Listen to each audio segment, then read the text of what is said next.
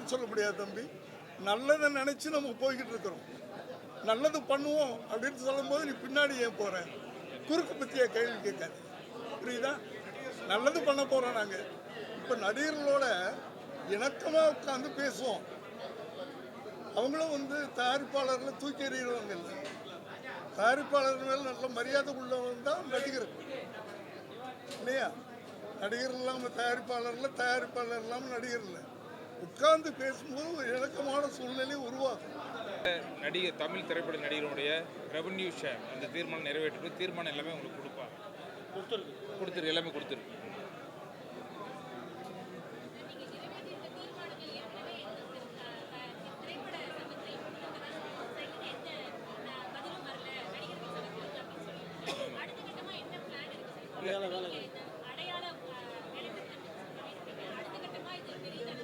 இல்லை, இனிமேல் தான் முடிவு பண்ணும். ஒரு பேச்சுவார்த்தை நடத்தி அன்னைக்கு நடக்காது.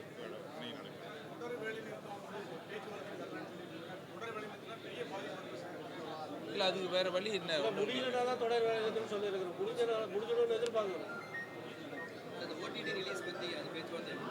அது பேச்சுவார்த்தை. இப்போ ஓடிடின்றது நம்ம ஒரு சவுத்துன்னு சொன்னால் 4 ஸ்டேட்டில் வாங்குவாங்க, ஒரு ஸ்டேட்டில் கிடையாது. அதே மாதிரி 4 ஸ்டேட்டு பேசி முடிச்சு அது ஒரு நல்ல முடிவு எட்டப்படும். ஓடிடியே வாங்குறது இல்லை எங்கேயுமே. இப்போ நடிகர்களுடைய சம்பளம் குறைப்பு தொடர்ந்து இந்த ஓடிடி இத்தனை வாரங்களுக்கு பிறகு வெளியாகும்.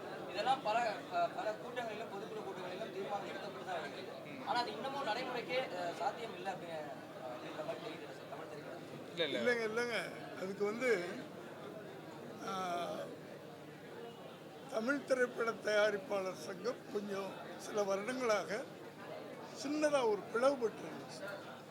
இப்போ இவர் தலைவரான பிறகு தமிழ் திரைப்பட தயாரிப்பாளர் சங்கத்துக்கு தமிழ் புகழ் தலைவரான பிறகு ஒரு இணக்கமான ஒரு சூழ்நிலை ஏற்படுத்திட்டு இருக்கார்.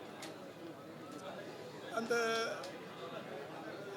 தனியாக போன அந்த அமைப்பு இப்போ ஃபுல்லாக தமிழ் திரைப்பட தயாரிப்பாளர் சங்கத்துக்கு ஒத்துழைப்பு கொடுக்குறதா வந்திருக்கிறாங்க. ஸோ இப்போ ஒரு ஸ்ட்ராங்கான ஒரு அமைப்பாக மாறிக்கிட்டோம் இவருடைய தலைமையில். அதை இவர் ரொம்ப அழகாக டீல் பண்ணிகிட்டு இருக்கிறாரு. அதனால தான் பல இப்போ இவர் வந்த உடனே 2வது நாளோ 3வது நாளோ இன்சூரன்ஸ் எல்லாருக்கும் இவ்வளவுக்கும் நிதி நிலைமை ரொம்ப மோசமாக இருந்த அந்த காலகட்டத்தில் கூட இதை சமாளித்து பண்ணியிருக்காரு. அப்படி பல விஷயங்கள் இவர் மேலே ஒரு நம்பிக்கை இருக்குது எங்களுக்கு. பல ஆண்டுகளுக்கு பிறகு இந்த தமிழ் திரைப்பட தயாரிப்பாளர் சங்கம் ஒரு ஸ்ட்ராங்கான ஒரு நிலைமைக்கு வரும். நாங்கள் நினைக்கிறது சாதிப்போம் அப்படின்ற ஒரு விஷயத்தில் ரொம்ப முனைப்பாக இருக்கிறார். இதற்கு முன்னாடி அப்படி நீ எப்போவுமே இப்படி குறுக்க கேள்வி கேட்டால் பதில் சொல்ல முடியாது தம்பி. நல்லதை நினச்சி நம்ம போய்கிட்டு இருக்கிறோம். நல்லது பண்ணுவோம் அப்படின்னு சொல்லும்போது நீ பின்னாடி ஏன் போகிற? குறுக்கு பற்றிய கேள்வி கேட்காது. புரியுதா? நல்லது பண்ண போகிறோம் நாங்கள். இப்போ நடிகர்களோட இணக்கமாக உட்காந்து பேசுவோம். அவங்களும் தயாரிப்பாளர்களை தூக்கி எறிகிறவங்க இல்லை. தயாரிப்பாளர் மேலே நல்ல மரியாதை உள்ளவங்க தான் நடிகர் இல்லையா? நடிகர் இல்லாமல் தயாரிப்பாளர் இல்லை, தயாரிப்பாளர் இல்லாமல் நடிகர் இல்லை. உட்கார்ந்து பேசும்போது ஒரு இணக்கமான சூழ்நிலை உருவாகும். ஏன்னா என்றைக்கோ ஒரு நாள் சினிமா ஆரம்பித்தது, இன்றைக்கி சினிமா நல்லா இல்லை. ஸோ எல்லோரும் சேர்ந்து ட்ராவல் பண்ணுவோம் அப்படின்றதானே எங்கள் கோரிக்கை. அதை எப்படி அவங்க இது பண்ணுவாங்க? இப்போ அவர் சொன்னார் நடிகர்கள் சம்பவத்தை குறைக்க போறீங்களான்னு கேட்குறாரு. இல்லை, அது குறைக்கிறது இல்லை. 2 பேரும் சேர்ந்து படங்கள் பண்ணுவோம்.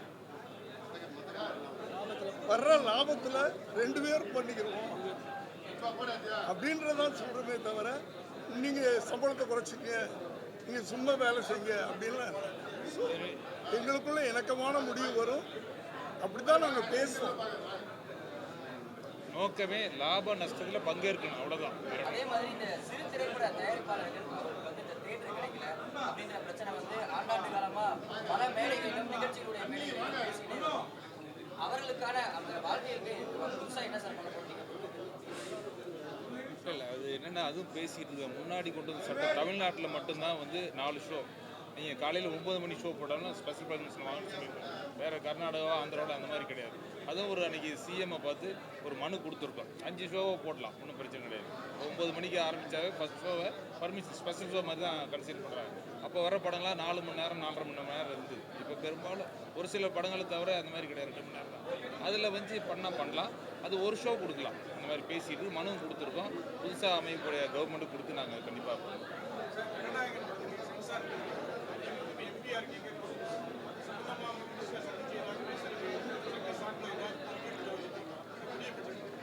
ஜனநாயகம்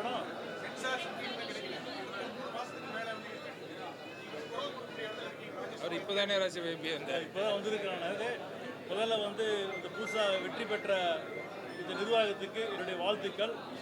நான் பாராளுமன்ற உறுப்பினர் ஆன பிறகு இந்த தமிழ் திரைப்பட தயாரிப்பு சங்கத்தில் நானும் கிட்டத்தட்ட 27 வருஷமாக உறுப்பினராக இருக்கேன். மூத்த உறுப்பினர் முறையில் கண்டிப்பாக தமிழ் திரைப்பட சங்கத்துக்கு என்னுடைய ஒத்துழைப்பு கண்டிப்பாக இருக்கும். பெரிய திரைப்படத்திற்கு இந்த பிரச்சனை வரப்போ அடுத்தடுத்து சின்ன பட்ஜெட் திரைப்படங்கள் நிறைய வந்து இந்த மாதிரியான இருக்கு. நல்ல கதைகள் கொண்ட திரைப்படங்கள் ஒரு பெரிய பட்ஜெட் கொண்டிருக்கக்கூடிய திரைப்படமே இந்த மாதிரி வெளியாகும் பொழுது தயாரிப்பாளர்களுடைய நேரடியாக பாதிக்கப்படுறாங்க. ஸோ அந்த மாதிரியான நடவடிக்கைகள் வெளியானதா பைரசி லீக் ஆகிறதுக்கு அதான் நாங்கள் இப்போ பேசும்போதே பொதுக்குழுவில் பேசினோம். படம் ரிலீஸ் ஆன பின்னாடி பைரசி போகுதுன்னா இப்போ ரிலீஸ் ஆகாத படத்துக்கு ஒரு சிலர் பண்ணது இப்போ எடிட்டரு அவங்க அசிஸ்டன்ட் பண்ணியிருக்குன்னு சொல்கிறாங்க. அது கண்டுபிடிச்சாச்சு, உடனே நீக்கம் பண்ணியிருக்கு. இது பாதிக்கிறது தயாரிப்பாளர் தான். சட்டப்படி நடவடிக்கை அதுதான் இப்போ போயிட்டு பெரிய படங்கள் எடுக்கிறதுல ஒரு பெரிய சவால் இருக்கு. நிறைய பேர் முன் எடுக்கிறதுக்கே யோசிக்கிறாங்க. அந்த அளவுக்கு இந்த சம்பளமும் ஒரு பெரிய பிரச்சனையா இருக்குன்னு சொல்லி பேசியிருந்தீங்க. இது மாதிரியான கைகள் இன்னும் தொடர்ந்துட்டு இருக்காங்க. தயாரிப்பாளர்கள் இன்னும் முன்வர மாட்டேங்கிறாங்கன்ற ஒரு இல்லை அதுதான் ரெவென்யூ ஷேர். அதுதான் லாப நஷ்டத்தில் பங்கு இருக்குன்னு சொல்லி நடிகர்களோ டெக்னீஷியன் எல்லாத்தையும் பேசியிருக்கோம். பெரிய டெக்னீஷியன் பெரிய படங்களுக்கு நீங்க சொல்றீங்க. பொதுவாகவே அந்த பிரச்சனைகள் இருக்கான்னு கேட்குறேன். சிறிய படங்கள்ல இருந்து ஒரு அளவுக்கான பட்ஜெட் படங்களுக்கு கூட மீடியம் அண்ட் பெரிய பட்ஜெட் படங்கள் 2 படத்துக்கு தான் அந்த சிஸ்டம் சொல்லுது. சிறிய படங்களுக்கு அந்த பிரச்சனைகள் இல்லை 6 கோடி கீழே இருக்கிற படத்துக்கு அந்த பிரச்சனை இல்லை. நடுத்தர படங்களுக்கு பெரிய பட்ஜெட் படங்களுக்கு தான் இந்த பிரச்சனை இருக்குது. அதுதான் ரெவன்யூ ஷேரில் கொண்டு வரது இப்போ தீர்மானம் போட்டிருக்காங்க. அதை இது வலியுறுத்தி தான் ஒரு நாள் அடையாள வேலை நிறுத்த சொல்லுவாங்க.